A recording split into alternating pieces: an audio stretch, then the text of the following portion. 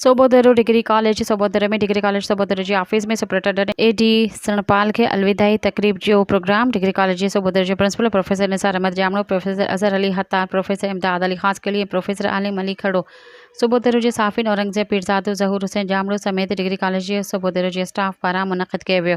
Programme जो आगाज़ तिलावत कलाम पाक सां कयो वियो। प्रोग्राम जा मेहमान ख़ास retired principal professor Syed Ali Raza Shah ex principal professor Mohammad Ayub Mari ex principal professor Abdurrahman Khoro ऐं ॿियनि वॾी तादाद में शिरकत कई। आयल महिमाननि खे प्रिंसिपल डिग्री कॉलेज जे सोबोदरो निसार अहमद जामनो आजियानो पेश कयो। एडी सणपाल जे डिग्री कॉलेज जे सोबोदरो पहुचण ते मथस गुलनि जी वर्खा कई वई। संदसि खे केतिरा ई क़ीमती तोहफ़ा हार सिंध जी सखावत सिंधी टोपी अजरक लुंगी ऐं माला पराए विया।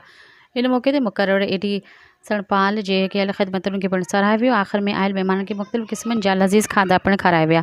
सब्सक्राइब कयो अवामी न्यूज़ HD खे ऐं ताज़ा तरीन ख़बरुनि लाइ ॾिसंदा रहो अवामी न्यूज़ HD।